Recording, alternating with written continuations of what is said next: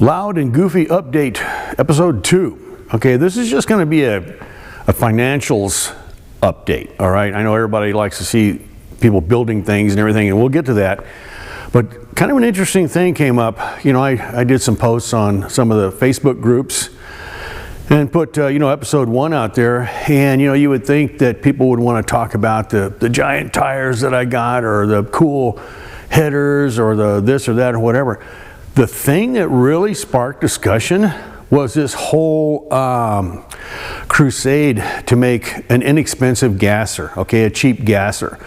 You know, guys jumped on there, and a lot of people started putting pictures of the cars on there, and they showed this one car. Guy said he only had $5,000 in it. You know, the next guy has got $25,000 in his car, and it's not done yet. So anyway, it was a big topic of discussion there. So if people are interested in it, it's something that would interest me. You know, if you're building yours and you're trying to build it as cheap as you can, I would like to know how much you're spending, because I want to know how it can be done. So anyway, I think we were at $32.75 on the first video, okay? So since then, I have bought, I bought some headers, all right? Okay. After I finish giving you these numbers, I'm going to tell you why it's cheaper to build a gasser with a big block than a small block. Okay, you're going to think, oh, this guy's full of malarkey, big block's more expensive. Yeah, well, just bear with me, okay? Anyway, so I'm looking for headers, right? And so you put in, fender well, Tri-Five headers or whatever. Man, lots of hits come up, on Marketplace, Facebook Marketplace. And, they're for big blocks. Oh, here's another one. Just a little scuffy, just need to be, painted up, and it's a good price, $200. Oh, for big blocks. Okay. So then you see, so then you go ahead and put SBC in there, whatever, and ads start popping up like $600 for used, okay? I finally made a deal, not a deal, we had talked back and forth. This guy finally in Montana came down to $450 or something like that. And they still need to be painted. I mean, there was rusty spots on them or whatever, but $450 for used, and I would have had to drive to northern Montana to get them. Anyway, and then if I wanted to buy brand new, man, some of the nicest looking headers that just, the primaries are collected up high, and then they're all consistent, come way down and go way to the bottom of the front quarter, and they follow the line of the fender perfectly. Well, those are $900 from Sanderson, really, really, really nice headers, but $900. Anyway, somehow, out of the blue, I stumbled onto these Patriot headers, okay? And right about that time, people started popping, entries on one of the Facebook groups about these Patriot headers. Anyway, so I looked into them. Well, it turns out, unless I'm misunderstanding something here, I bought a set of fender well Tri-Five headers, Patriot brand from, I think it's Summit, and they were $341, I think, and 99 cents delivered, okay? So, still more money than I would have paid if I were buying used big block headers, but anyway, the headers are coming. Okay, so we were at $32.75, I think, plus, let's call it $350. So that's $36.25. Okay, so then I've been looking and looking and looking, keep expanding the search area on Facebook Marketplace for some really cool, spoke like Krager or Torque Thrust, ET, Daisy Wheel, whatever, big wide rear wheels and tires. And they're just incredibly expensive. I mean, incredibly expensive. So anyway, so I found these Weld drag lights, okay? The wheels themselves are 14 inches wide, and they've got an accompanying really wide Hoosier. And the guy was asking $600. Turns out, when I came home, I looked up how much these things cost. The drag lights are just over 500 bucks a piece, brand new. So that's 1,000 plus. And the slicks, they're typical wide slicks. It seems like they're all $300 a piece. So that's 1,600 plus. He was asking 600, which actually wasn't a bad deal. Turns out this is this guy that looked at a drag race Vega I had for sale a while back. And anyway, we talked back and forth, whatever. Good guy, ended up taking 450 bucks. So 450 bucks for those wheels and tires. We're at $4,075 now. $4,075. And so what do we have?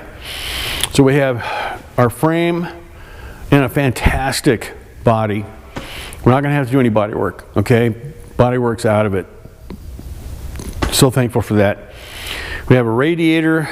We have a supposedly running engine, a supposedly runnable carburetor, flywheel clutch, a cast iron belt housing with the original mount for the frame, a supposedly running Saginaw 3-speed, and the big meats on back. I'm still looking for some really narrow, classic looking spoke wheels on front, but God, they're so much money.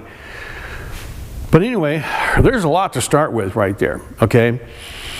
If I put on brand new brakes on this thing, it's 330 bucks, and that includes everything from the master cylinder all the way to the shoes and drums, okay? Everything, springs, adjusters, flex lines, everything, okay? 330 bucks, and I would stay with drums at that point.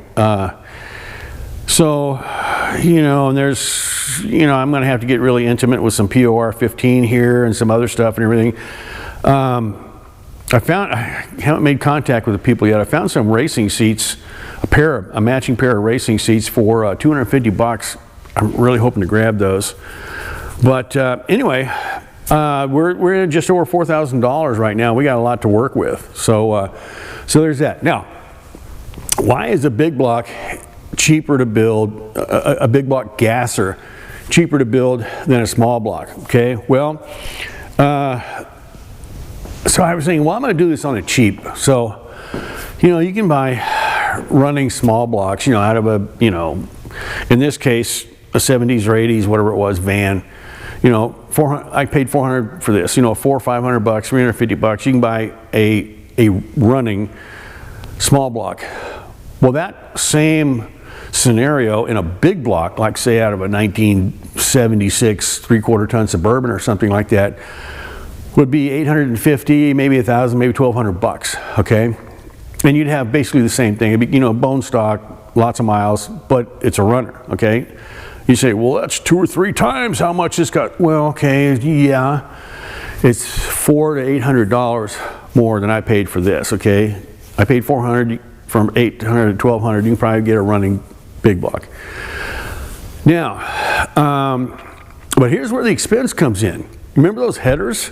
Now, I did find those for 350 bucks, but you know, if I were willing to go with a big block headers, you know, I probably could have found some for 150 bucks, 200 easy used, you know, so there's somewhere around a $200 savings right there, okay?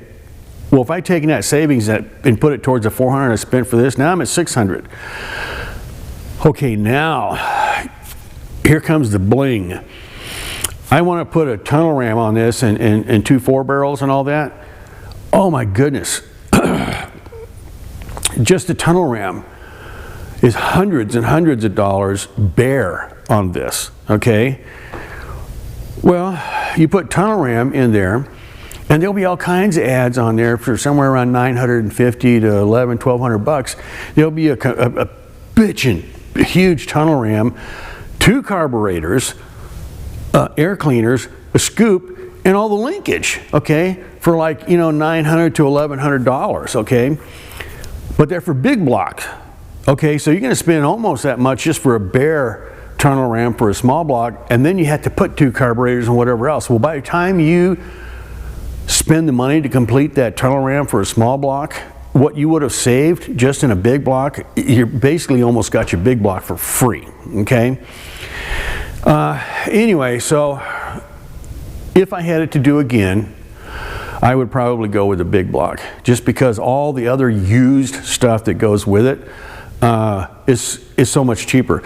Now, if you go with the big block, then you're committed to making all new mounts for it. Okay, with this, if you didn't want to straight axle it, if you just wanted to go with you know, ball joint extenders and heavy springs and all that, you can still use the factory mounting. Okay, well, that's easy. There's nothing to do. There's no fabrication there, you know, and there's value in that. Okay, a lot of these projects, once they start to languish a little bit and you end up not going out into the garage for a while, they die. You know, if you can get around having to do any kind of fabrication, you just bolt an engine in, there's value to that. You go with the big block, you're not going to get that. Okay, I mean, you might maybe still use the rear mounts, but you're going to have to fabricate up something up front. It's not that big a deal, but it is a fabrication project, and if that's a stumbling block, then the ease is definitely with a small block in that case. But if you're going to straight axle it, well, then there's no advantage at that point to the small block. So the cost advantage is definitely on the big block. I know it sounds crazy, but it's cheaper to build with a big block. Anyway, there it is. I'll give you some more updates as they come. We're going to be starting from scratch on this project, and we'll video document everything. So anyway, hope you're enjoying these. I'm enjoying the discussion that comes up because of it. So take care, and we'll see you on the next one.